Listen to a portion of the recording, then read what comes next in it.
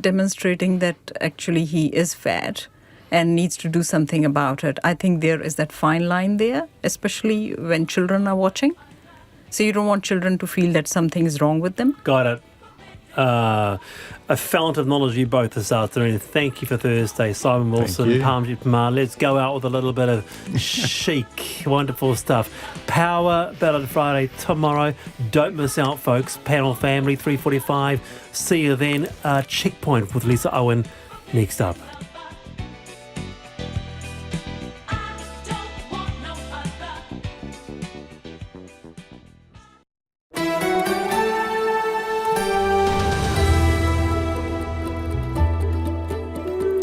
Kei te whakarongo mai koe ki te reo irirangi o Aotearoa. This is Checkpoint on RNZ National. I'm Lisa Owen. Haere aki nei, a 0.5% drop in inflation. Is it time to crack out the cartwheels? Let's ask Kiwi Bank Chief Economist Jarrod Kerr.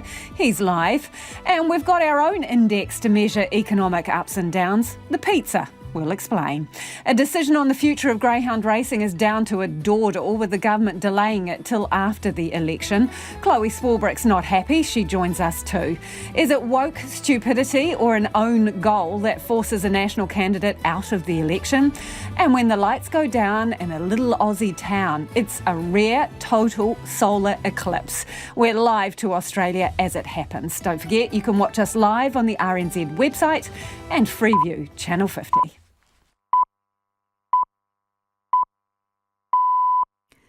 RNZ News at 5 o'clock. No mai haere mai. Good afternoon. I'm Karen McCarthy.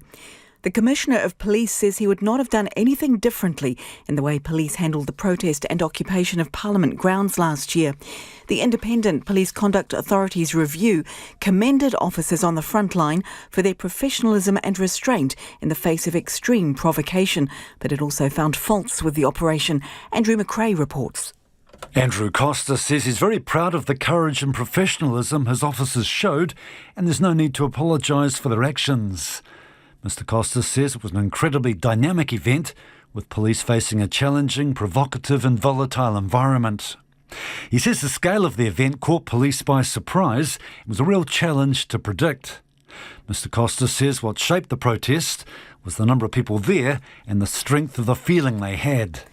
The Independent Police Conduct Authority received more than 1,900 complaints relating to the 23-day occupation of Parliament. It says complaints included allegations of police smashing vehicle windows, punching and kicking, fracturing a woman's sternum, and an officer placing his entire body weight on the heads of two people being arrested. Authority head Judge Colin Doherty says the vast majority of officers were professional, even though they were provoked. Judge Doherty says a lack of planning was the police's single biggest failing. New Zealand hasn't seen anything like this since 1981 in the Springbok tour. So they're relatively rare, but that doesn't mean that there doesn't need to be action, and we would recommend action start now. The rising cost of living appears to have peaked, with one economist picking it will be closer to 3% by the end of the year.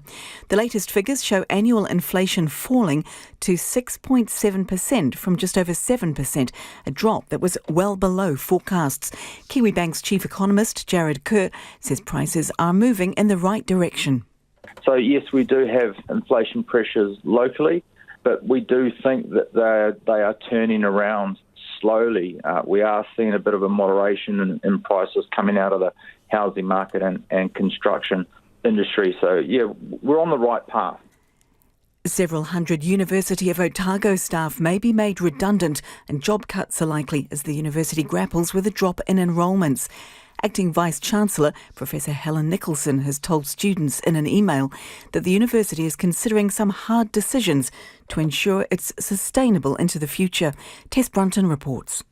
The possible redundancies could affect several hundred academic and professional staff.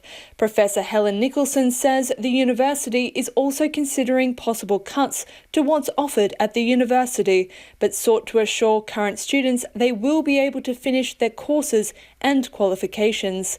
She says government funding has failed to keep up with rising costs. Applications for voluntary redundancy will open next week.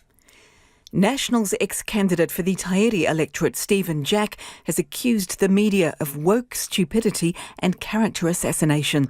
Mr Jack resigned late last night after coming under fire for sharing a sexist joke about young women and an offensive poem on social media. In a statement issued to RNZ, he claimed he'd been subject to relentless attacks, which he described as careless, orchestrated and out of context.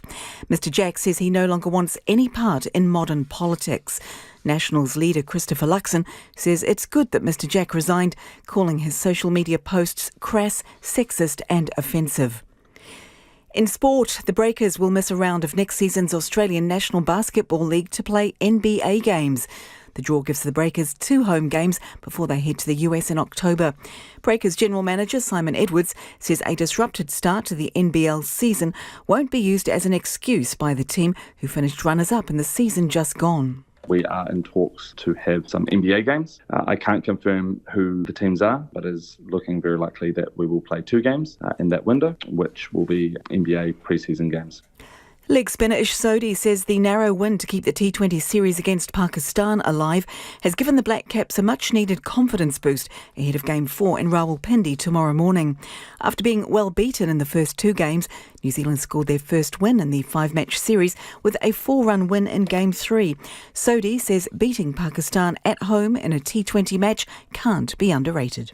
If you look at it from their batting down to their bowling attack, there's not too many sides in the world are as good as this side. So to be able to beat them is fantastic. We're definitely challenged in that last game as well, which is great. Shows us that we need to, stay on the ball in these 4th and 5th T20Is. But we'll take a lot of belief in the fact that we can beat them in their conditions. And 8 healthcare workers have been charged with homicide by negligence over the death of Argentina football legend Diego Maradona. Maradona died 2 years ago at the age of 60 from heart failure after brain surgery. That's the news. National Party candidate Stephen Jack is condemned. No matter what you think of Jacinda Ardern, she was our Prime Minister and she deserves some respect. I think it's disgraceful. The police are scrutinised over the parliamentary protest. Teams of protesters have been running up to the concrete barricade here and hurling bricks, cones, anything they can find. And a well-known comedian asks an important question. We need some new PR ideas to make the world love New Zealand. Maybe something involving kids and kittens. Always asking the questions. Morning Report, weekdays from 6 on RNZ National. Lisa Owen and Checkpoint next after the short forecast from Met Service to midnight Friday. For Northland, Auckland, Coromandel, Bay of Plenty and Taupo, isolated showers becoming frequent tomorrow. Waikato to Manawatu, isolated showers. Rain spreads west from tomorrow afternoon. Gisborne, Hawke's Bay and Wairarapa, fine today. Cloud increasing tomorrow with scattered rain from evening in Wairarapa and southern Hawke's Bay. Horowhenua to Wellington, cloudy periods today. Isolated showers developing tomorrow morning, turning to rain with heavy falls from afternoon. Marlborough and Canterbury, fine today, apart from low cloud in Canterbury and a few showers about the Sounds, rain tomorrow. Nelson, Buller and Westland, occasional rain about Nelson and northern Buller, spreading south this afternoon, becoming persistent and heavy tomorrow. Otago, Southland and Fiordland, cloud and isolated showers in Fiordland, otherwise fine apart from areas of low cloud and fog morning and night. And the Chatham Islands, occasional rain. It's 5:06. Nā mihi, Karen. Tēnā koutou katoa, no mai haere mai ki Checkpoint I tēnei rā, ko Lisa Owen tēnei. The world war on inflation is turning. From historical highs, the inflation figure dipped today to 6.7%, but is still at levels not seen since the 1990s. Global fuel prices have come down, driving the downward trend of imported inflation. That's things influenced by international factors. But back home, it's the price of food, construction and rents that are keeping that rate stubbornly high, meaning Kiwis will feel the burn on their hip pockets for a while yet. Samantha G reports. Inflation is beginning to ease from its lofty heights, but people are still concerned about what they're having to pay for the basics. I mean, ideally, I'd love the prices of things to go down, but I feel like that's maybe wishful thinking. I'm really hoping it doesn't keep going up. I'm kind of worried that with this instability, we can end up on the street as well. Anyone can.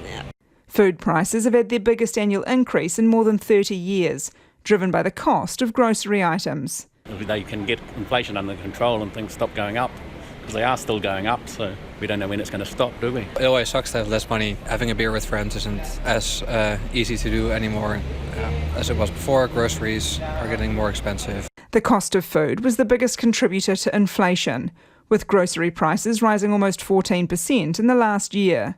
Stats NZ's General Manager Jason Attewell says the country is still at record levels of inflation. Just the rate of growth has slowed. Vegetables are up 22% for the year, ready-to-eat foods up 9.7%, and eggs are up 15% this year as well. In terms of housing costs, the price of building a house was up 11%, and that was due to higher building materials and labour costs, and rents are also up 4.3%. But there's light at the end of the tunnel. Some economists now believe inflation has peaked. Along with food and groceries, beer, wine and spirits are also set to get more expensive.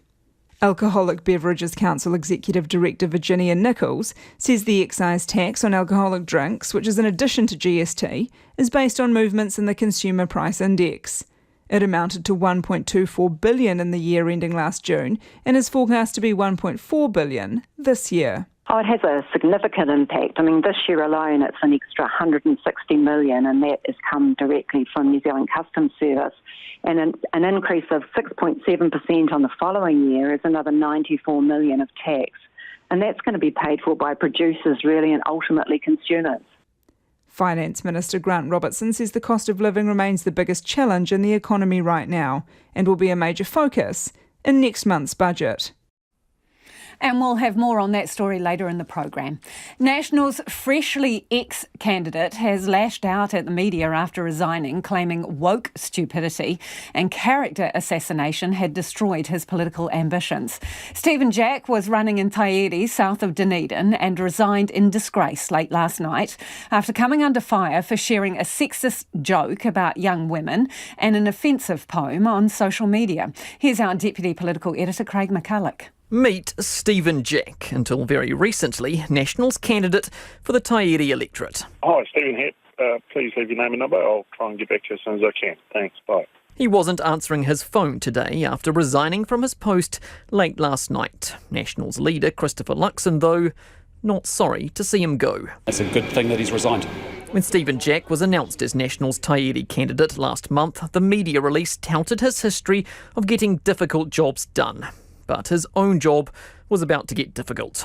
The news website Stuff discovered the sheep and beef farmer had shared a video on Facebook in 2020 which contained the joke, "I like my COVID like I like my women. 19 and easy to spread." Then, yesterday, a second mishap came to light. In 2021, Stephen Jack shared a poem critical of the then Prime Minister, calling her Cindy and a communist. Just as Hitler had the SS, it said, our Prime Minister's on the job. As a father of a 21-year-old daughter, I found those comments crass and offensive and sexist. While Stephen Jack declined RNZ's interview request, he did give us a statement accusing the media of woke stupidity and character assassination. He says the relentless attacks had destroyed any opportunity for him in politics. My kids said I'd be cancelled, he wrote. They were right. Under our leadership, we're making sure we've got standards and we make sure those standards are upheld. Tairi voters similarly unimpressed. I think he's a dickhead. Pretty creepy, really. It's not appropriate. Goodness me, aren't they awful? He shouldn't have an important post like that if he's going to do stupid shit. For National, this is just the latest in a cascade of candidate calamities. Remember newbie MP Hamish Walker leaking private patient data. His judgment was fundamentally flawed. Andrew Falloon, who sent an explicit image to a young woman. I'm absolutely appalled by what I have been hearing this morning. And then candidate Jake Bezant impersonating his ex-partner online. That was one of the most disgraceful things that I've ever seen in politics. Several weeks ago, National's Mongakiki candidate Greg Fleming denounced comments he'd made 2 decades earlier, comparing same-sex relationships to incest or polygamy. And, of course, last year, the Tauranga MP, Sam Uffindell, landed in hot water after revelations he'd viciously beaten a younger student when in high school. I was effectively a bully. It was that incident which prompted Mr Luxon to introduce a new selection process for candidates. He is confident it is up to scratch. Sure, I think there's things the party will learn from this process, but the most important thing is that he's resigned. There are still outstanding questions about exactly what vetting was done of Mr Jack's social media posts prior to his appointment. The party president, Sylvia Wood, said she was unavailable for an interview. National will now pick a new candidate for Tairi. They do well to screen their social media use closely. It is 13 minutes after 5. Kia mau tonu mai. Do stay with us. You're listening to Checkpoint on RNZ National. And returning to our top story, which is that inflation has dropped a tiny bit. Kiwi Bank Chief Economist Jarrod Kerr joins us now. Kia ora, Jarrod. You've said this is good news. Can you put it in perspective for us? Is it cartwheel territory, champagne, or a tiny little chocolate fish? Where is it on the scale of things? I think it's a chocolate fish at this stage, but it'll be champagne by the end of the year. We've seen inflation turn. This is good news. Inflation in New Zealand has peaked. I think that means that interest rates in New Zealand will also peak. And this time next year, we're going to see prices rising at a much lower clip, and maybe even a lowering of interest rates. So you're absolutely convinced that it's downhill from here, so to speak? We are, yes, and we've grown more confident in that forecast. We already had expected international prices to come off quite sharply and continue to fall into next year. We saw that today. We got confirmation of that.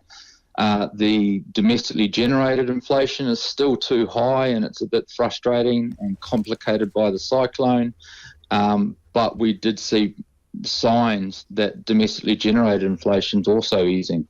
Okay, a lot in that. Let's start with the Reserve Bank. Is this an indication that they turn the screws too tightly on the OCR? I think it will be in coming months. I think the Reserve Bank is going too far. They're lifting the cash rate to 5.5%. I've said any move beyond 5% is a step too far, and I think that will show up in future data, and I think it'll show up in a recession that we're likely to have. And when you talk about domestic inflation, it is still on the rise. So what are the consequences when the Reserve Bank sits down to consider what to do with the OCR around that domestic inflation? Yeah, so, I mean, it's all about where things are going to be over the next year or so, and trying to figure that out. And the domestic pressures that we've seen have intensified a little bit with the rebuild that's now required. So the construction industry is running at full noise, and we're asking it to do more, so that'll generate a bit more price pressure, so that'll concern the Reserve Bank. But economists like myself are saying, well, actually look elsewhere, look at other industries, look at what's happening overseas. Inflation pressure is clearly easing, and we should find ourselves with inflation rates of closer to 3% by the end of this year, and then even cooler rates next year. So what does that mean for homeowners then? When can they realistically anticipate that interest rates will go down and they'll be paying less for their mortgage? That's what we're saying, yes, but that's not the message that the Reserve Bank will tell households. It's too early for them to say that, but that is definitely the message we're saying. We think that, this time next year, interest rates will have been cut by the Reserve Bank. Interest rates in wholesale markets today are already factoring in rate cuts, so they agree with us. We're already seeing a peak in interest rates now. It's just a matter of when the Reserve Bank is able to turn around and start cutting rates, and we think that that's the story for the end of this year. What happens when inflation drops, Jarrod, to that sweet spot which the Reserve Bank aims for between 1 and 3%, right? What happens when inflation gets back into that bracket to the prices that we have seen go up? Are they entrenched? Do they stay, or do they go back down again? Well, hopefully that we're back to a more stable environment, by that stage. So if we see headline inflation rate falling to within that 1 to 3% target band, that's job done. That's the time you get the champagne out as far as the central bank is concerned. That's price stability. That's the ultimate outcome that that they're looking for. And we think that, they will get there and prices will stabilise again. We won't see a return of the rampant inflation that we've experienced over the last year or so. The housing market, don't forget, has corrected. So a lot of the pressure coming out of there is easing. So, yes, we get back to 1% to 3%. That's job done. That's when the central bank can actually start cutting interest rates. Good to talk to you, Jarrod. Thanks for joining us. That's Jarrod Kerr, who is Kiwibank's chief economist. Despite inflation falling to 6.7%, one of the main drivers continues to be the cost of food. That's an expense hitting every one of us, including those running restaurants. One pizzeria owner says his costs have doubled in just a few years. Our reporter Louise Snooth and cameraman Nick Monroe have the story. Fiore di latte mozzarella, imported from Italy.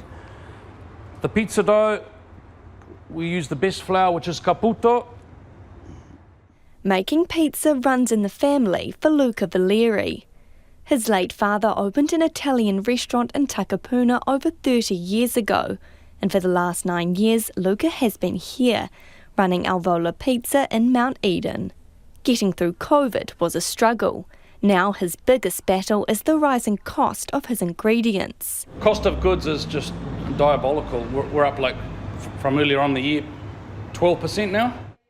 Luca used to offer a $22 all-you-can-eat option. Rising costs mean that's gone out the window.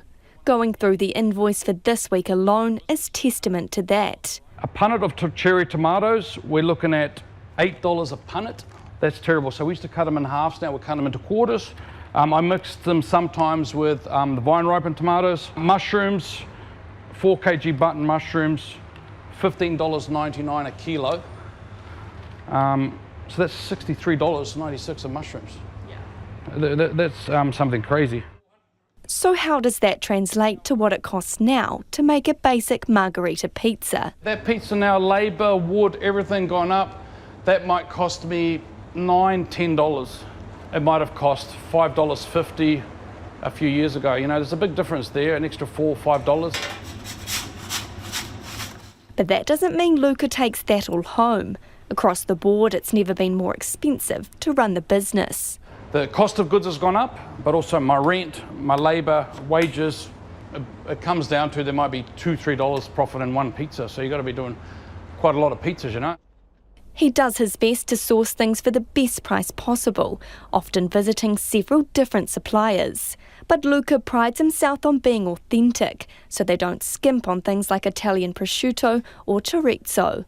That sets him back around $30 a kg. The special wood logs for his pizza oven have doubled in price since the start of this year, now $420 for around 14 boxes. And of course flour. A 25 kg bag has risen 41% over the last few years. It used to be $48 a few years ago, now it's 65 plus GST. But this is the best flour, I won't compromise on that, A few years ago, Luca had an abundance of staff.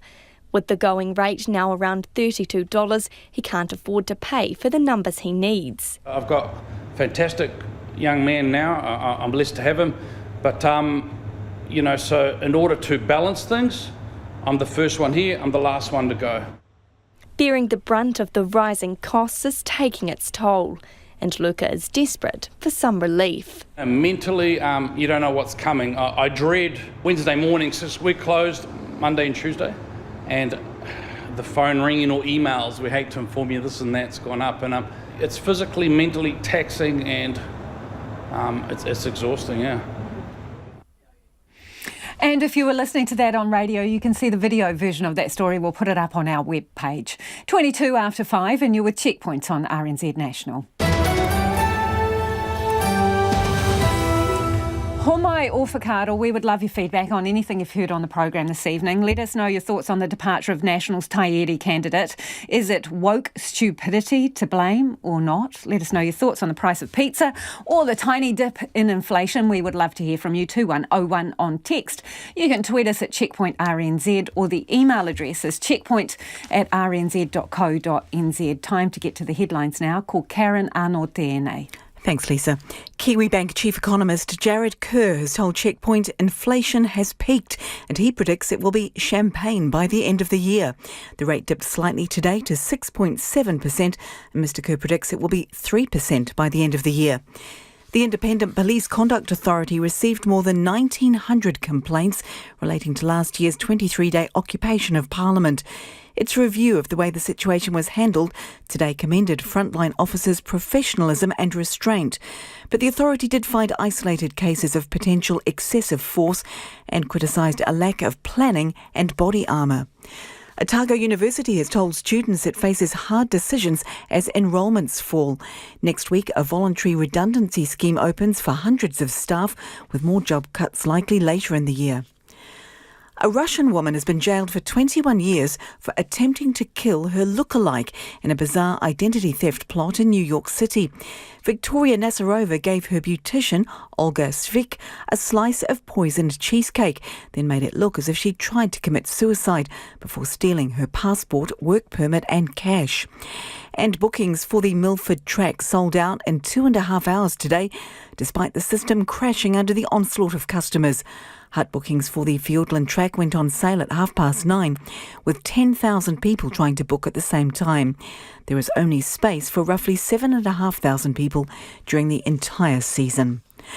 On the traffic front, delays after a crash on State Highway 1, the southern motorway in Auckland, just after 5, which was blocking the right northbound lane after the Bombay off-ramp, while a breakdown on the southern motorway blocking the right southbound lane before the Green Lane off-ramp was causing delays, but that's now been cleared. State Highway 2, Carterton to Masterton, plan ahead for disruption with stop-go controls in place tonight from 7 till 6 in the morning for ongoing project work and for the next 3 nights, weather dependent. And expect a few closures across Auckland's motorway network tonight again, including State Highway 20A, Kirkbride Road to Remo Road, the northbound lanes, which could affect some traffic to and from the airport. We'll have more news headlines and any traffic updates for you around 20 to 6. Kia ora rā, Karen. New Zealand golfer Danny Lee has come out swinging against the PGA Tour as he prepares to tee off in his 4th live golf event in Adelaide tomorrow. Lee switched to the Saudi-backed league in February and made an immediate and life-changing impact when he won a tournament in Arizona, pocketing over $6 million in prize money. The 32-year-old says live golf can eclipse the PGA Tour for popularity and believes golf's traditional powers are scrambling to protect themselves. We're joined by sports reporter Felicity Reid. Well, he seems very pleased with himself for the move to live. What's he been saying about the league now that he's played there at 3 events? Yes, well, after those couple of months that he's been in live, he's compared it to the 11 years that he was in the PGA Tour. Admittedly, he wasn't very successful at the PGA, but he says here that was the best decision of his life and that he couldn't be happier playing golf. He's been on a bit of a PR trip and has plenty of good things to say about the live golf, and also that we'd be surprised at some of the big names in the PGA and from USA and around the world who are actually trying to get onto this live golf tour, which there are only 48 spots on the live golf. So he says that there are a lot of people who are interested in that and joining him, and he sees that as a little bit of potential logjam next year because this will only 2024 will be the 3rd year of live golf. So he sees potentially after maybe what they've seen happen so far that they would want to get back involved with it next year. But he also took the chance to offer some insight to one of our reporters about what it was like being a PGA player when the live tour arrived. And he said that the message to PGA players was that if they did, they'd be gone. Basically, if they did anything that was to do with live golf. And he also said it was a bit of a sudden move after all that time in the PGA. He hadn't really seen the PGA show any interest in the DP World Tour, the Japan Tour, the Korea Tour. But he said suddenly that these tours were on the PGA Tour's radar. They were snapping them up, trying to make those players align with the PGA Tour rather than turn their attention to the live golf like he had. And he said, for some of the criticism around live golf, which is going to be shown on this side of the world for the first time. Like the live tour only comes out to Australia, so that's as far as it goes, and most of them are on the other side of the world. But so he's got some friends heading over from New Zealand to watch him play, and he says they're going to be quite impressed with the 54-hole format, which he says makes him a better golfer because of the team environment and how your score compares to a team score. So you've got to keep playing. You can't have fun. He said you can't have a fun round. You have to keep concentrating the whole time. And this next story I'm super interested in. So, former Formula One driver Michael Schumacher, his family is planning legal action against a German magazine. What is that all about? Yeah, so the 7-time Formula One champion, he suffered a brain injury in 2013 after a skiing incident. And the family has been really secretive about his condition and really protective of his privacy. They haven't offered media interviews, and they're sort of really cautious about who's around Michael while he's recovering. And they've fudged his details of his recovery. They're not clear about how recovered he is, are they? Exactly. So it's lots of people offer little snippets of information, but we've never really heard the full story. And so this German magazine splashed across the cover exclusive interview that they would hear answers from the 54-year-old. There might have been a little hint that something was amiss there because there was a strapline on this cover of the magazine and it said, "It sounded deceptively real."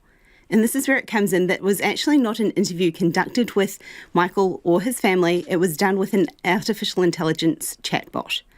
So you can understand that this kind of thing has really upset the family because it included quotes along the lines of saying, "My life has completely changed since the accident. It was a horrible time for my wife, my children, my whole family." Which sounds like a very real quote and very much what he could have said, but it's not what he said. And what is the value in that? Exactly. You do sort of have to wonder about the motivation, the clickbait. I mean, this is a magazine that has some history with the family. They've also previously, I guess, run articles that aren't necessarily true or do have a headline or sort of a draw card, obviously, into it around the family. So they're known, this magazine is known to the family, which is, I guess, as well part of the reason behind this legal action. Thanks, Felicity. That's Felicity Reid, sports reporter there. There were failings, but overall, police served the public well in the face of extreme provocation at the Parliament protest last year. However, in releasing its findings, the Independent Police Conduct Authority says police were put at unnecessary risk in a situation that could have proved fatal. There were some serious criticisms of police leadership when it came to planning, communication, training and protective gear for officers. Here's our political editor, Jane Patterson, and cameraman Angus Drever.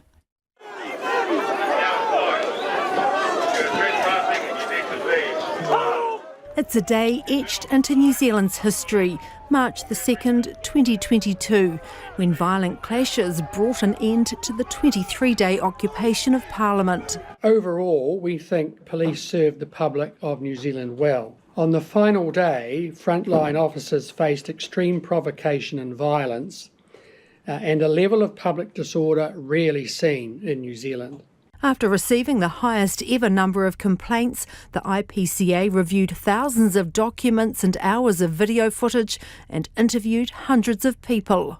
Substantial and sustained violence was directed at police. This included throwing a Molotov cocktail, bricks, paving stones, fireworks, poles, bottles, a knife and other projectiles. The authority's chair, Judge Colin Doherty, did, however, identify a number of failings. Despite comprehensive intelligence, he says the initial police response underestimated the risks. Especially given the disruption reported from similar recent convoys in Australia and Canada. The authority says, however, it's doubtful the protest and subsequent occupation could have been avoided. The other criticisms were around the final day itself. While police were largely found to have acted appropriately, officers, some without sufficient training and body armour, were sent into a violent and potentially fatal situation. It was a traumatic circumstance for many of them, and some of them were injured. I think there were 87 injuries that required medical treatment. Police Association Vice President Paul Ormerod says the way the police conducted themselves was commendable. Even though their members, 150 of them were assaulted, some of them with long-term injuries. The IPCA found while there were discussions with politicians, there was no undue influence on operational decisions. But National's Mark Mitchell is not convinced, especially on the first unsuccessful attempt to shut down the protest. It appears obvious to most people that there'd been some political influence on the Commissioner in terms of changing the tactics for the 10th. Police Commissioner Andrew Costa says he would not have done anything differently and sees no need for any apologies. On the face of it, this was a situation that we'd all have liked to avoid. But actually, I'm incredibly proud of the way we navigated it. I think the report reflects a really positive response from police, and that this was not straightforward. Another criticism was that due to the way arrests and evidence were handled, many protesters have had charges against them dropped, mainly relating to trespass offences. The authority recommends a multi-agency review of the relevant laws, including trespass. Prime Minister Chris Hipkins says the government will need to tread carefully so any review doesn't infringe on people's right to protest. When you've got protesters hurling bricks at police and so on, that's utterly unacceptable. But we just need to be careful that we don't upset the balance. Other recommendations include buying more hard body armour, reassessing how to deal with similar public order events and how to better protect the parliamentary precinct. And the video version of that story will be on our webpage. It is 27 minutes to 6. Kia mau tonu mai. Do stay with us. You're listening to Checkpoint on RNZ National. And of course, it is time for the business news. Ko taku hoa e nai ko Nona Peltier, who joins me in the studio. Okay, let's talk about the housing market. Apparently, the outlook is improving. What is the reason?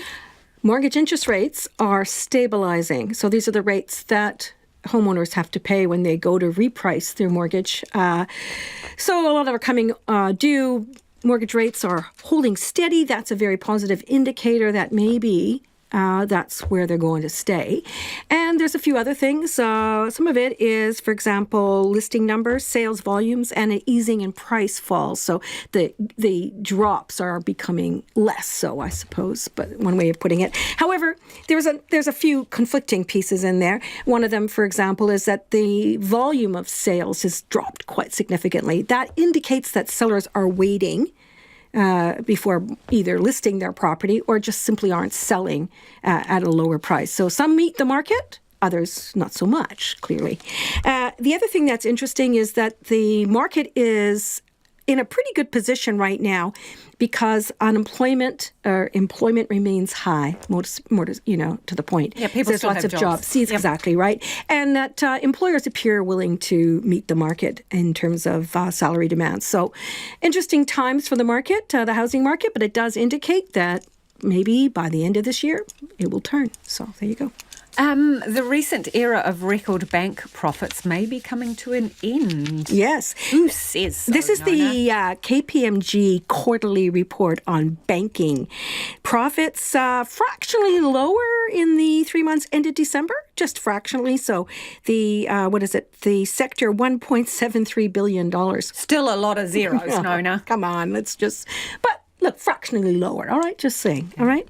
Okay, and also, because of the conditions that we just talked about, it's likely that the level of interest rate hikes has plateaued as far as mortgage interest rates are concerned.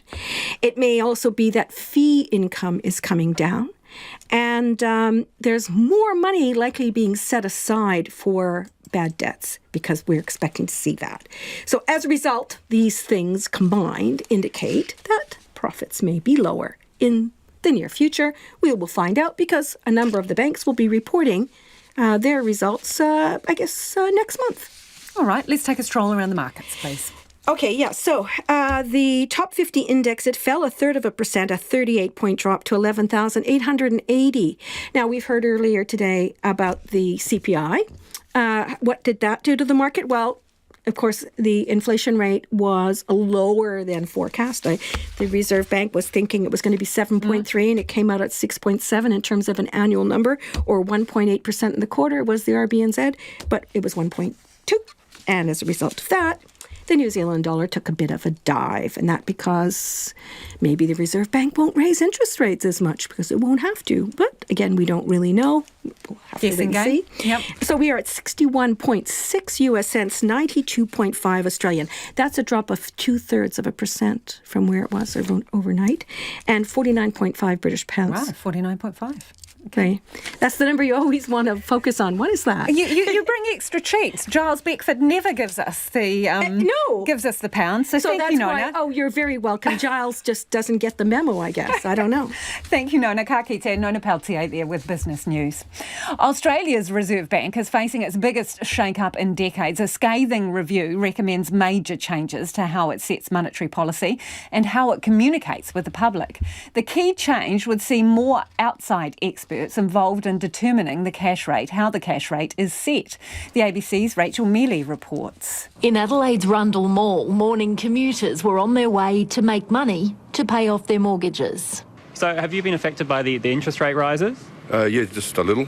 Yeah, but we've been fortunate we can pay extra on our mortgage. And what's your review of the Reserve Bank? How are they doing their job? Not very well.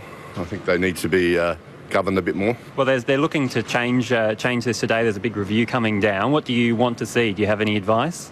I'd just like to see some independent review. As I said, a little bit more governance to oversee the interest rates and how they're managed. Another woman says she's a low-income earner and hasn't been as affected by the interest rate changes because she bought a cheaper house in a rural area. I mean, living in a home should be a right, and it is now a privilege. Look around the mall here. Look at the homeless people. It's tragic, and not enough is being done for people who are going to lose their houses, or even in the rental market. It's really disgusting and frightening. I worry myself, even though my mortgage has not gone up as much as most people. But if something were to happen, if my income were to change, where do I go? How do I get a rental? A rental would be more than my mortgage. So I'm worried about homelessness too. Well, I'm getting towards the end of my mortgage, and I had about 7 years left on my mortgage, and since the interest rates have been going up, it's added another 2 years, I think. And how do you think the Reserve Bank's gone in the last year as they've sort of kept bringing the numbers up? The fact that they misled everyone and said that nothing was going to happen and then all of a sudden whack and 10 raises. It's sort of a bit disappointing, I suppose, that they didn't have a better handle on it and foresaw what was going to happen. It is almost 20 to 6 and you're with Checkpoint on RNZ National. Let's get to some of your feedback now on the subject of inflation and the small drop.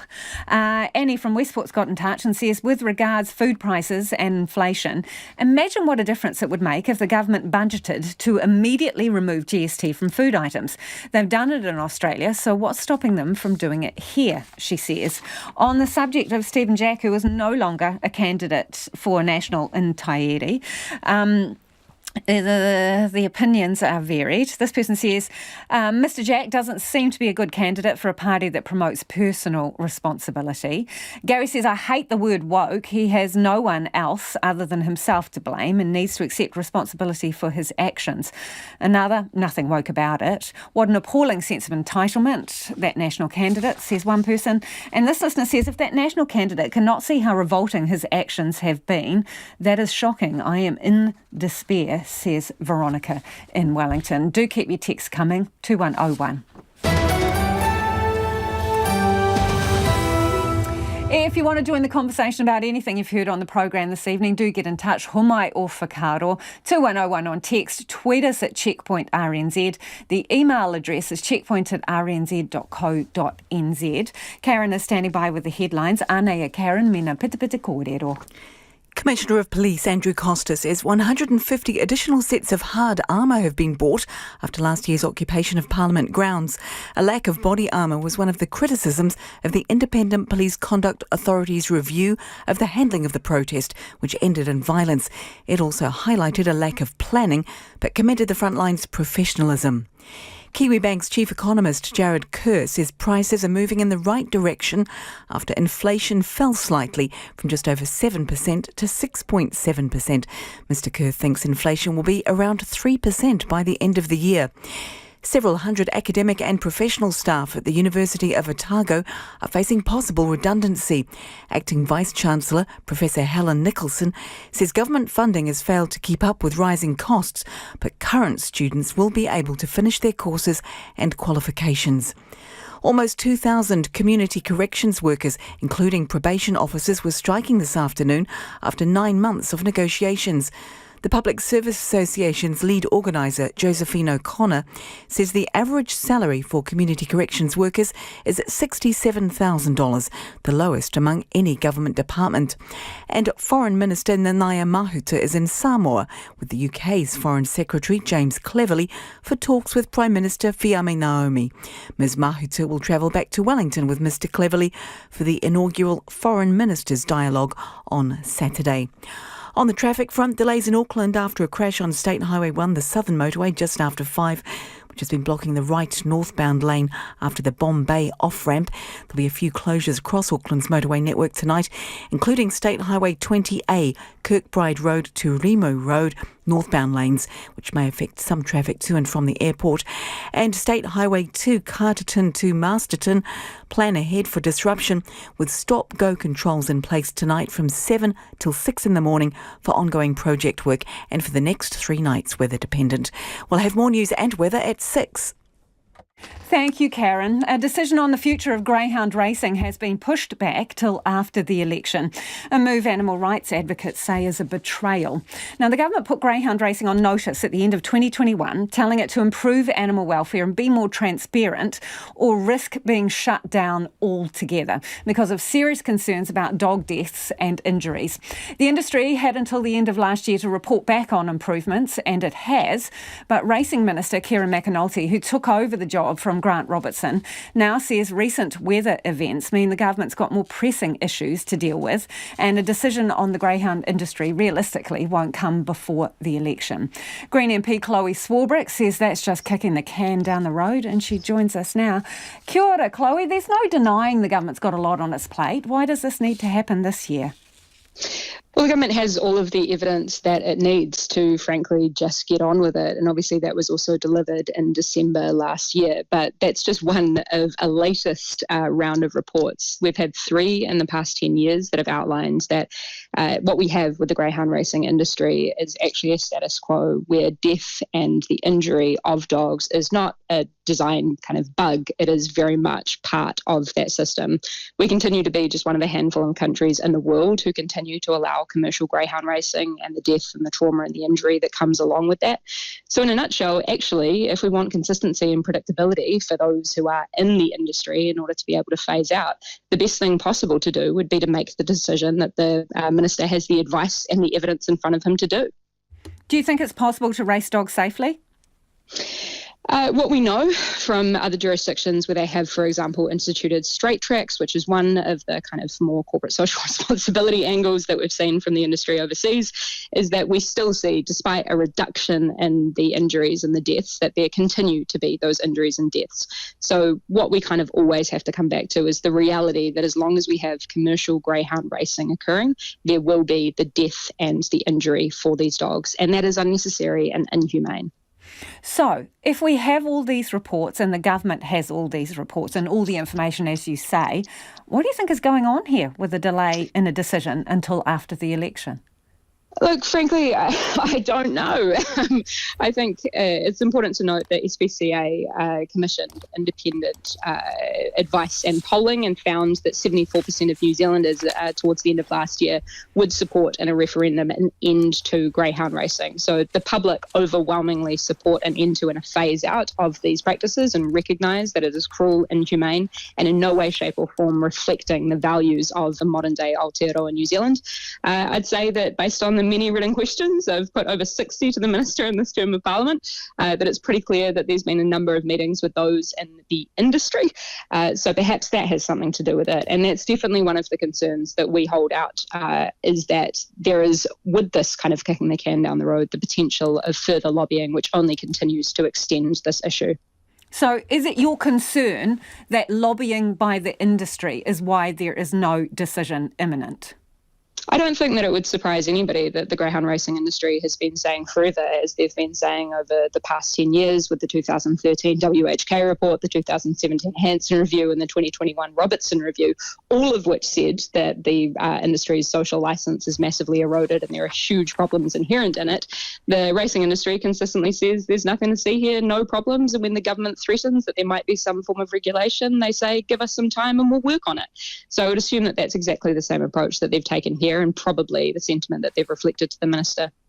Those reports that you reference have also raised concerns about getting rid of the industry too fast, if that is a decision that was to be made, and that could lead to more killing of dogs rather than less as the industry tries to exit and get rid of overheads, which includes animals.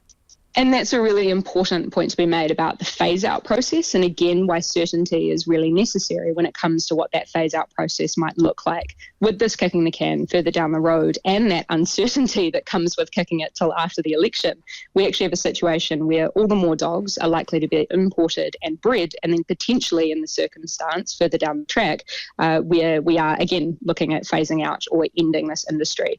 And I think it's really important as well to dig into this point around rehoming, because it's also something that was raised in the 2021 Robertson Review, where we found, or rather where Robertson found, that there is currently a massive issue whereby hundreds of dogs are imported and bred per year, but only a fraction of them end up making it onto the track. Many of them are subjected to mental and physical injury, which makes it difficult for them to end up being rehomed successfully. So actually the rehoming program, which is often held out as the kind of success or the social responsibility tactic of the industry, is just an ambulance at the bottom of the cliff.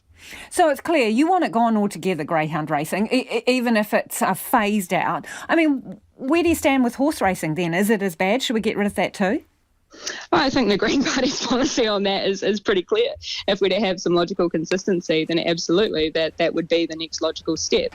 But nonetheless, what we're talking about here is the discrete issue of greyhound racing, where, week after week we see issues with meth doping scandals, we see injuries and we see deaths on the track and off the track. And most New Zealanders, 74% of them, would support an end to it by virtue of SPCA's independently commissioned advice. Thanks for your time, Chloe. That's Chloe Swarbrick, Green MP. Not at all pleased with the decision by the government to delay a final decision on the future of the greyhound racing industry. It is 11 minutes away from 6. Kia mau tonu mai. You're listening to Checkpoint on RNZ National. Keen for your thoughts on that one, 2101 on text. The father of a teenager who died in a suspected suicide at Palmerston North Hospital's mental health ward is disappointed to learn staff had been sending warnings to hospital management about the unit. They are contained in internal emails obtained by RNZ. Our reporter Jimmy Ellingham has the story. Cal Pearce's son Braden died while a patient at the hospital's Ward 21 in October 2021.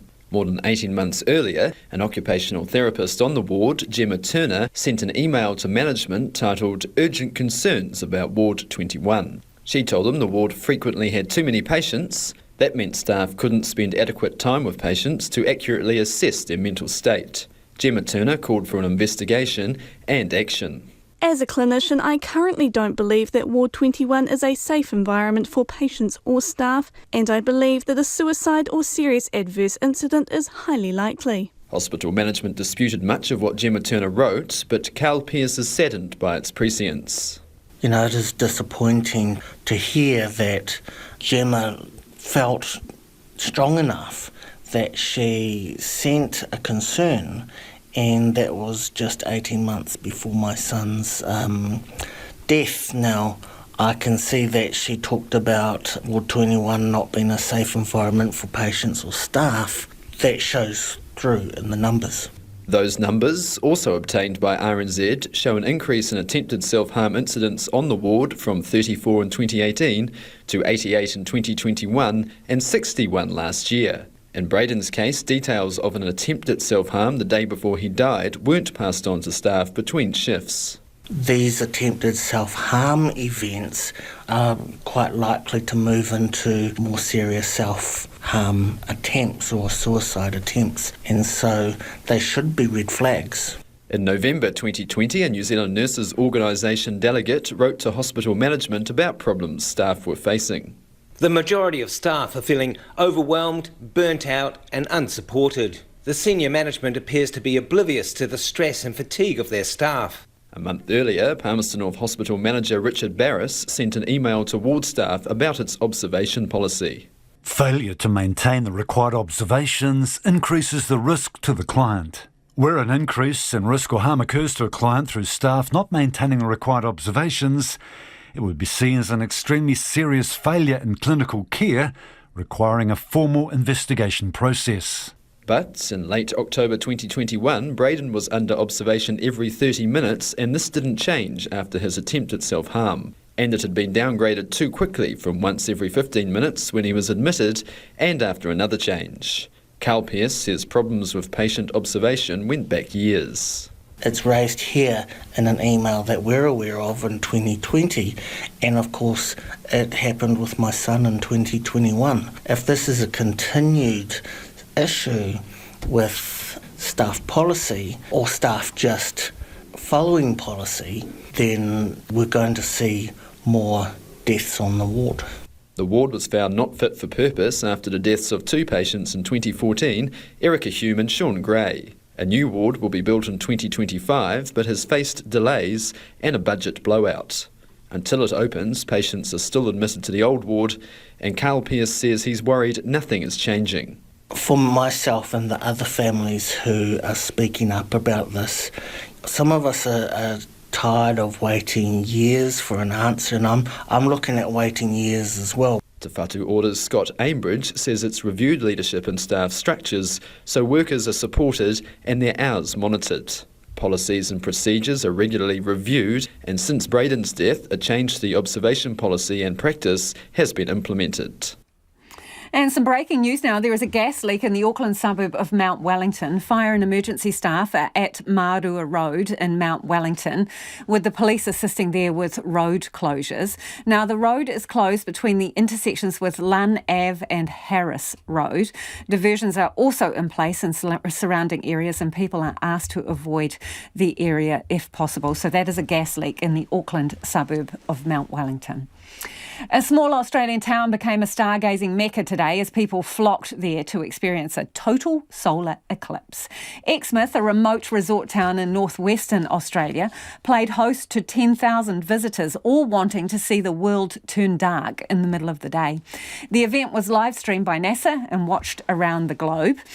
But how was it for those on the ground? We spoke to Sonia Beckwith from Live Ningaloo, a boat charter business in the town. Oh, it was amazing. We were down at the beach on the east side or the Gulf side.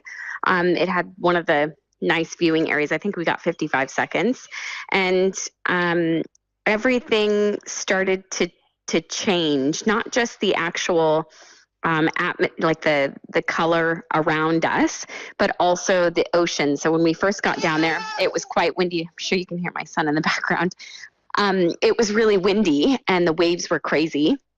And as the solar eclipse started to happen, the water just changed. It didn't become full calm, but it became calmer and calmer. And the lighting made the colors in the ocean look different. And of course, I think I took 3 lots of video just to spin around all the way around us. And it was amazing to watch the lighting change as it did. And on top of it, our shadows even looked different. So when we had our backs to the sun and took a look at our shadows in the course of all the changing, they didn't look wavy, but they almost had kind of a double outline, if that makes sense. Yeah, I understand what you mean. Yeah. Yeah, it was just it was an incredible experience. And the eclipse itself, when it happened, it looked like the most pure white behind the most black sphere you can imagine. It was just like a shining ray all the way around. All the photos of a total solar eclipse that I saw before didn't actually do the experience justice. So, did you have special glasses, Sonia? Yeah, everybody needs special glasses to view an eclipse if they want to protect their eyes. So where did you get those from? Did you make them, or were they, giving them out, selling them? Because obviously there were a ton of people in town, as I understand it. Yeah, we're a tour operator in town. We live Ningaloo, and we ran a charter today. So we purchased glasses from our local chamber months and months ago. So we had some for our charter, and then we set aside some for us as well. How many people were there in town? How many are there usually? This is a busy time of year for the area. So town can swell to around 10,000. Our local population is around 2,500. So it's not uncommon for us to see a huge surge in guests. I don't know what the wash is going to be at the end. This is still early days. The eclipse literally is happening right now as we speak. We're on the other side of it, but I'm not quite sure what we'll see in terms of people traveling. We may still get people moving up through the area, and maybe they've taken advantage of a road trip to really experience the whole region. But from what I understand of this type of specific stargazing demographic, that more festival type, they're here for a short time and then they leave. Sonia, what was the reaction from people on the boat? I'm not on the boat, but the videos that I'm on the beach, so our boat is on the west side near Tandabidi, and we were conducting a whale shark charter today with the eclipse, obviously, like a whale shark eclipse plus, if that makes sense. And I caught one little snippet of a video, and they looked like they were having the best time. They had a whale shark swim before the eclipse, and then they were going to try for afterward, just to see what the underwater viewing would be like, because nobody really knows what that would be like after, a total eclipse, because the ocean critters probably don't know what's happening, just like the land-based critters. And I'll get a full report later this afternoon. What an amazing experience. How would you rate it as, a life experience? Oh, I think it definitely was an interesting one. I think for me, it was more of an experience to feel what the community and the people traveling through have kind of remarked. I'm part of a Facebook group page called, I think, the Ningaloo Eclipse page or something like that, and just hearing the comments about how much people have loved the area and the region, and how warm they felt the locals to be to them has been really special, and to hear how the fact that they're enjoying themselves so much just warms my heart. And that was Sonia Beckwith, who was in that little Aussie town that experienced the total solar eclipse with her very special glasses on at the time. Some feedback before the news at 6 on the national candidate, who is no longer a national candidate. This person reckons it's PC gone mad that Nationals dropped Stephen Jack. Another, though, says it makes me very sad when politeness and respect is reframed as being woke. Based on his reaction, the National Party is better off without him. He is toxic. And this person says the National MP has said crass and unacceptable things, but it's much less serious than encouraging a mob to attack Posey Parker and to defend the violence later. Another says Stephen Jack is clearly unsuitable for a career in Parliament. RNZ News at 6 o'clock. Good evening, I'm Karen McCarthy. Kiwi Bank Chief Economist Jarrod Kerr has told Checkpoint inflation has peaked, and he predicts it will be champagne by the end of the year. The annual rate dipped slightly today to 6.7%, and Mr Kerr predicts it will be 3% by the end of the year. He says prices are now on the right path. I think it's a chocolate fish at this stage, but it'll be champagne by the end of the year. This is good news. Inflation in New Zealand has peaked. I think that means that interest rates in New Zealand will also peak. This time next year, we're going to see prices rising at a much lower clip, and maybe even a lowering of interest rates. Stats NZ says food prices rose more than 11% during the year, while higher building costs, materials, rents and rates were up more than 7%. But prices for imported goods and services have fallen, including a more than 8% drop in the cost of petrol. The police commissioner says he would not have done anything differently in the way police handled the protest and occupation of Parliament grounds last year. The Independent Police Conduct Authority's review has found almost all actions by officers to end the 3-week occupation were justified. Andrew Costa says he's incredibly proud of the courage and professionalism his officers showed. He says he has reflected on how police handled the protest. On the face of it, this was a situation that we'd all have liked to avoid. But actually, I'm incredibly proud of the way we navigated it. I think the report reflects a really positive response from police and that this was not straightforward. So there's nothing that I'm going to call out to say I would do this differently. Actually, I'm really pleased with how all of our people responded. Andrew Costa says he's committed to implementing all of the IPCA's recommendations. The University of Otago is warning it might have to lay off several hundred staff. In a message sent today, the university's Vice-Chancellor, Helen Nicholson, says the university will review everything it does over the next 18 months. She says hard decisions have to be made because of a drop in enrolments and government funding failing to keep up with rising costs. Professor Nicholson says the university will open applications for voluntary redundancy next week and more job cuts are likely later in the year. Students will be able to finish their current courses and qualifications. National's ex-candidate for the Tairi electorate, Stephen Jack, has accused the media of woke stupidity and character assassination. Stephen Jack resigned late last night after coming under fire for sharing social media posts, including a sexist joke and insulting poem. In a statement issued to RNZ, he claimed he'd been subject to relentless attacks, describing them as careless, orchestrated and out of context. But Tairi voters spoken to by RNZ were unimpressed with his behaviour. I think he's a dickhead. Pretty creepy, really. It's not appropriate. Goodness me, aren't they awful? He shouldn't have an important post like that if he's going to do stupid shit.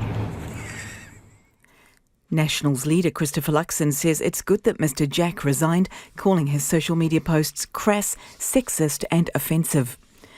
Spots to walk the Milford track were effectively sold out by noon today, despite the online system crashing as it was bombarded with bookings.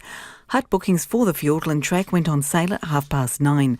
The Department of Conservation says its site crashed not long after due to extremely high traffic, with 10,000 people trying to book at the same time.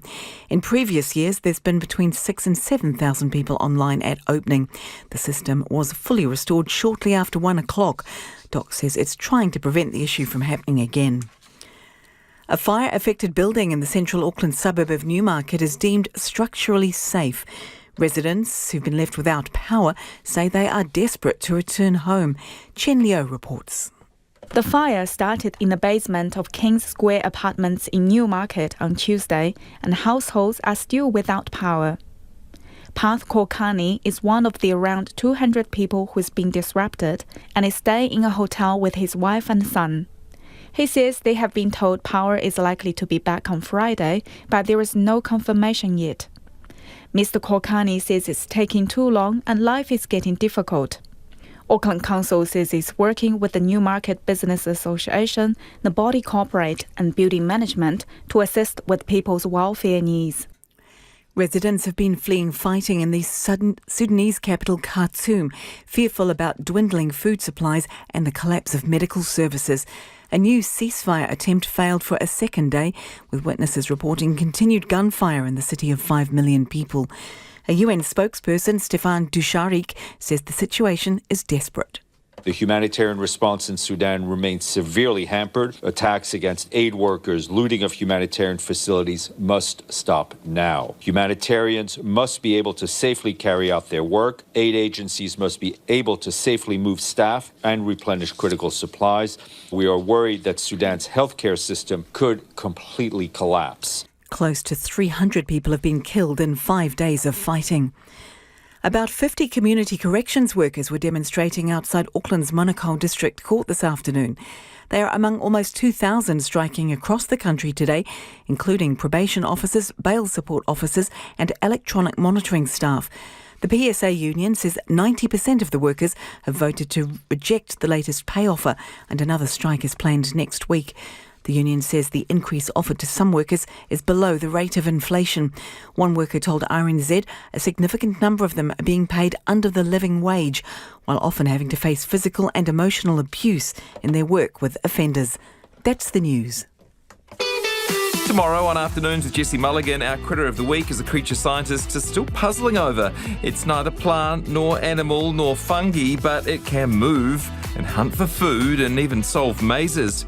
Sounds like something out of a horror movie, but actually it looks kind of pretty. Nicola Tukey on the coral slime mould. Plus, Auckland-based rock and rollers Minnie Simmons join us on New Zealand Live. That's from 1 p.m. tomorrow on Afternoons with me, Jessie Mulligan, here on RNZ National.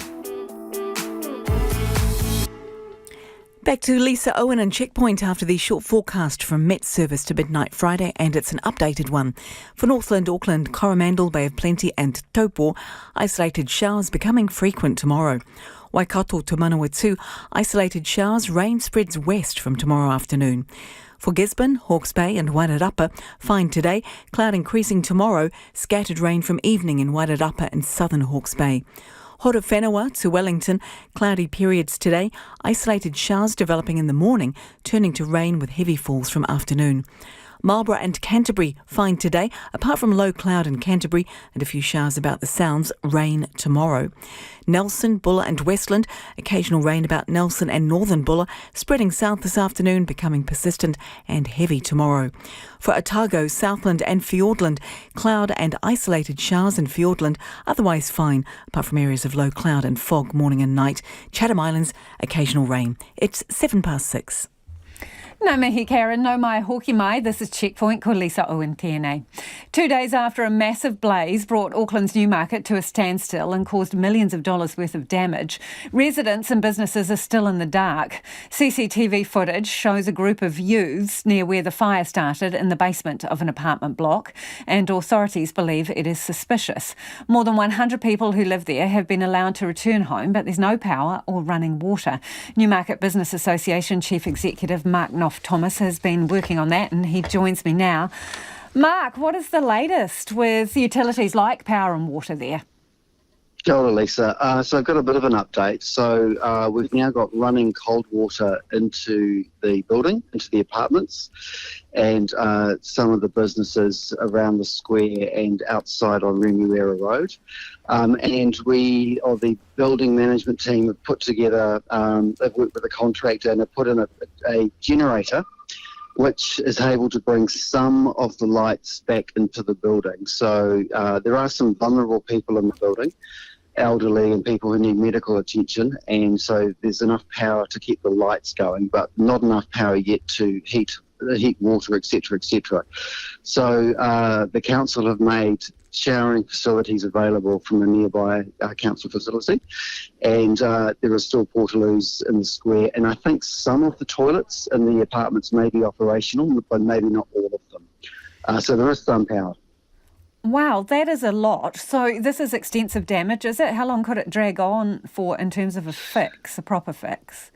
I think, well, I know the insurance assessors have got underway today, and it's really quite major. It's a big piece of beam which needs to be looked at very carefully, which is currently propped up from the basement car park.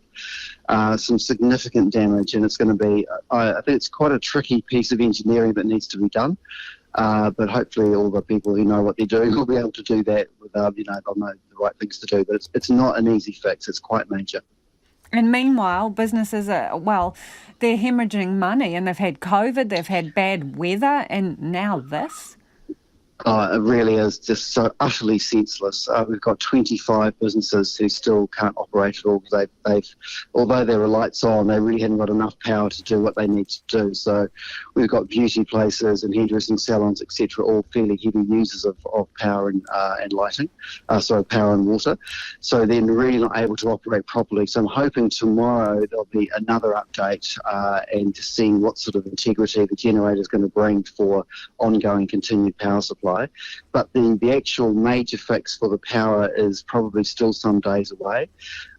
Where the fire took place in the car park was quite near an electrical utility cupboard, and it just blasted a whole lot of cables, which were the main part of the infrastructure for that part of the building.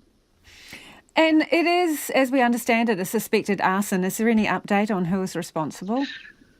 No, I mean, there's lots of footage around, and I've also heard that they were live streaming something on Facebook while it was happening.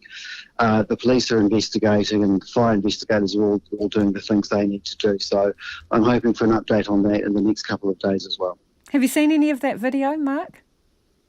I have seen some bits and pieces, so we've got a whole lot. You know, people often don't realise how much or how often they're on camera when they're in a town centre. So we have cameras everywhere, and we've got third-party cameras from car park buildings, apartment buildings, retail stores. So, you know, you might just be in one location, but you can be followed through a sequence of cameras in pretty much anywhere. So there's some pretty good stuff available. You know, I've seen a few pictures. Appreciate your time, Mark. Thank you for that. That's Mark Knopf-Thomas, who's the Newmarket Business Association there. Serious disruption to businesses and residents in that apartment block that was hit by fire, which appears to be an arson. National is hoping voters will quickly forget about its latest candidate, Stephen Jack, who resigned after being pre-selected. Mr Jack was chosen to run in the seat of Tairi near Dunedin, but his political career was cut short after some distasteful social media posts were revealed, which raises the question of how thoroughly the party vets its candidates. Now, Checkpoint tried calling members of National's board to ask just that, and MP and board member Chris Penk was the only one prepared to speak to us. We've got a good candidate selection process. Obviously, recently you've seen some movement there, and in terms of the process, that's not something I've any particular insight into. I'm not involved in selection, even as the caucus representative to the board, because the MPs aren't involved in that stuff. So how can it be robust given what you call movement, and what do you mean by that? Well, we've got a set of selection procedures, and those are followed at a local level, and that's all set out in the rules and constitution of the National Party, and those are available publicly online. They've failed though, haven't they? The selection criteria and process, it's failed. Yeah, it's not for me to speak on any individual selections. That's not my remit. If you want to speak to the president of the National Party, I'm sure you'll be able to reach her or the leader, and you can have a conversation with him by all means. But there's no insight that I can provide in terms of my role. What do you think of Stephen Jack's behaviour in reposting the joke that he did, and also the poem about the Prime Minister comparing her to the SS? The Deputy Leader of the party has already made a comment on that, and I think Nicola's made a very thoughtful and helpful assessment of the wisdom or otherwise of Mr Jack's post, and I don't have anything to add to that. So it doesn't worry you?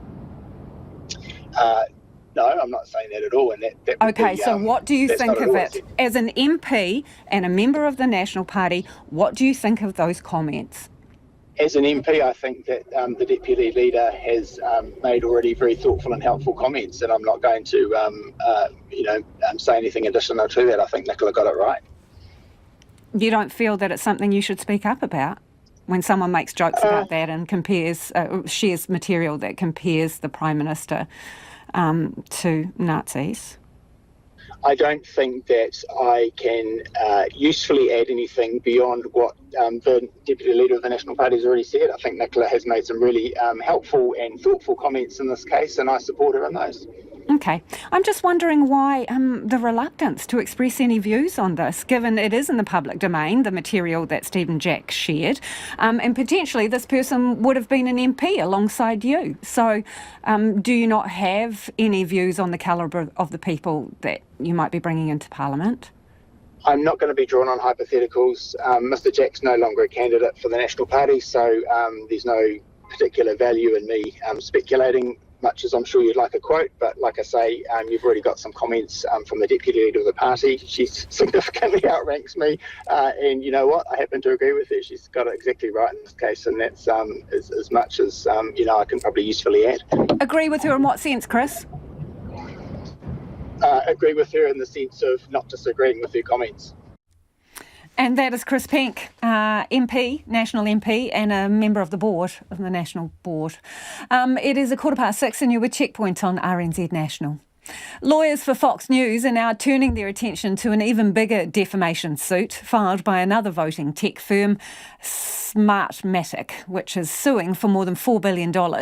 Fox reported false allegations that Smartmatic was founded in Venezuela to ensure corrupt dictators remain in power.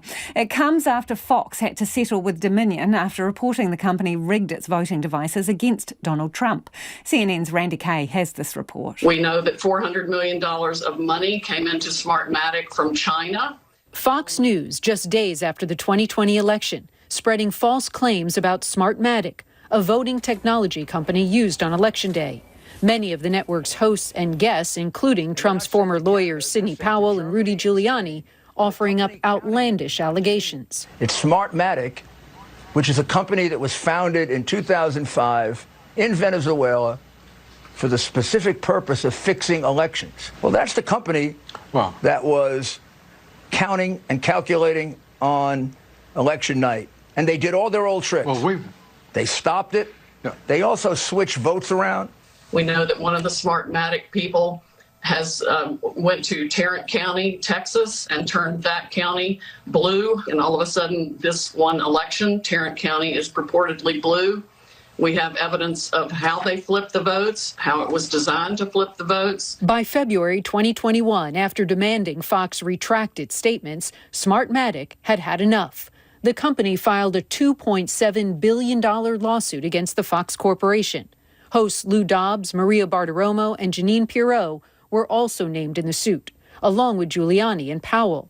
Powell has since been dismissed from the case. In the nearly 300-page complaint, Smartmatic alleges Fox News knowingly made over 100 false and misleading statements about the company.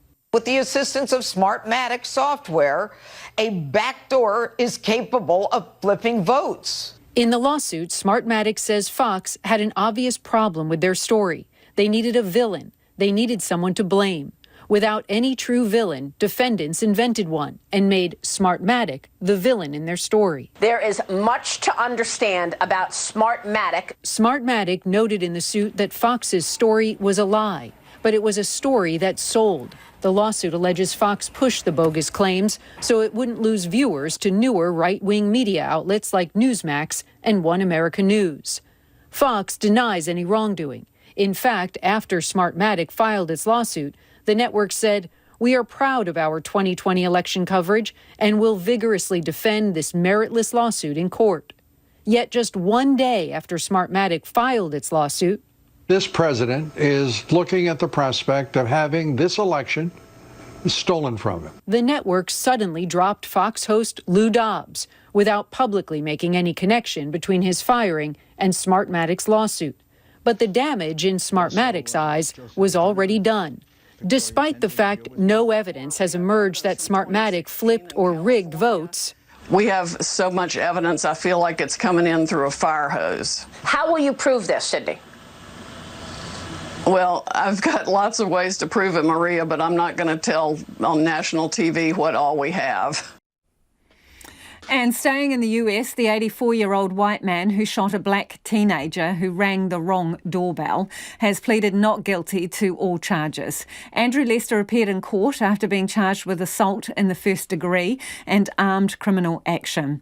The 16-year-old Ralph Yarl miraculously survived the shooting, CNN's Lucy Kavanagh reports. Andrew Lester pleading not guilty and appearing for the first time in court today to face felony charges of assault in the first degree and armed criminal action after allegedly shooting 16-year-old Ralph Yarl when the teenager rang the wrong doorbell.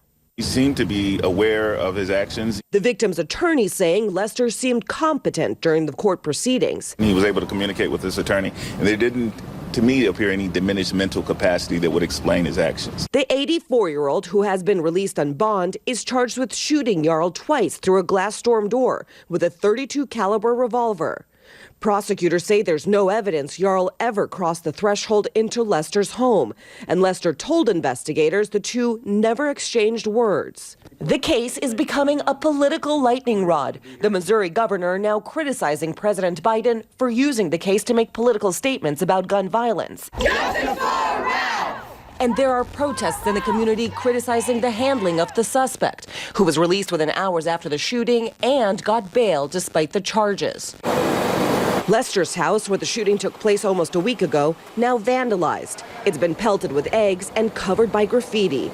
And it's unclear where Lester is currently staying. The mayor of Kansas City saying he's worried that Lester is still a threat to the public. I don't know what house he's in right now. I don't know if that's a house that the next Amazon driver or a postal worker or campaign worker may knock on the door for. And then what? The Ukrainian military says its units are standing firm in the fiercely contested city of Bakhmut and insists Russian losses are several times higher than Ukrainian ones. Meanwhile, further west, Ukrainian troops are preparing for an expected counter-offensive. It's just a matter of when. CNN's Nick Patton-Walsh is in southeastern Ukraine, where he and his team narrowly escaped a missile strike. Close to Ukraine's imminent counter-offensive in the southeast, where Russia has long been brutalising, pain is commonplace and the damage often everywhere and indiscriminate. The quiet is a blessing that rarely lasts. We're warned of a missile strike incoming and leave. Holy shit. We can feel the pressure wave of the blast just behind our armoured car. It was right behind us. Nat, can you hear me? Natalie Gajon, our producer, is in our second vehicle just past the smoke with driver Igor Maglic and isn't answering. Nat, can you hear me? The missile landed right between our cars. Nat, can you hear me? Nat, can you hear me? For 10 seconds, we have no idea if they are alive. Hey, vehicle, she just said something. Nat, can you hear me? Yes, I can hear you. That's them. Are you guys okay? Yes, we're fine, just leave. Drive out the way we left. We leave together. For so many, that choice of leaving is something imaginary that happens above ground. The only power and water in town are down here. Well, life underground here has been hard for quite some time, but it will get harder when the counter-offensive begins pushing, certainly in this direction. If there is space for laughter, it's from this. A screechy, slapstick, Soviet-era comedy about a drunken goofball, briefly bending the thick-set grimaces here. Сегодня было неспокойно. Guardian angels seem here to flit by in a town where 50 died in the war and 200 were injured. Safety is just a word here, and rubble is a place. People in Sudan continue to flee their homes in droves as fighting in the capital Khartoum gets more intense and more deadly. The planned ceasefires have been ignored as gunfire and deafening explosions rock the city. The ABC's Rachel Mealy reports. Ordinary people are caught in the crossfire, stuck in their homes in the Sudanese capital Khartoum with no way out. We're in doubt about it as citizens because I've spoken to a lot of people about it and no one really feels that they'll really keep up their ends of the bargain, both sides. As soon as it happened, as soon as 6 o'clock came, I've witnessed military helicopters and planes flying around. Architect Hadil Mohammed has been sheltering in her house with her brother. We have been inside for the past 4 days. My brother occasionally would take a walk outside to ensure, for example, the neighbours are okay. Some civilians were seen fleeing the capital on foot, despite the intense fighting near the army headquarters in the city centre. Belgian citizen Henri Emmerich says he has few options. The ceasefire never happened. Last night, there was recurringly attacks and skirmishes taking place. The embassies of the United States, Japan and the European Union have urged Sudan's military leaders to spare the city's infrastructure and allow the injured to get access to hospitals, while those nations come up with plans to evacuate or at least assemble their citizens.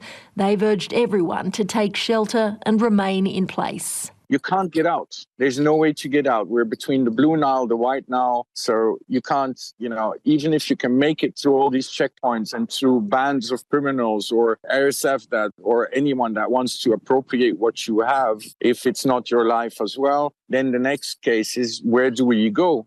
The United Nations says it's trying to engage the warring factions to secure safe passage. Spokesman Stefan Jarrod Kerr. there is ongoing fighting in Khartoum with heavy artillery, with jets and small arms. It is creating a climate that is extremely dangerous for civilians and by definition for our staff, humanitarian staff, diplomatic staff, and that's why we continue to engage with the parties in order to try to get a solid cessation of hostilities. The UN says nearly 300 people have been killed in the past 5 days.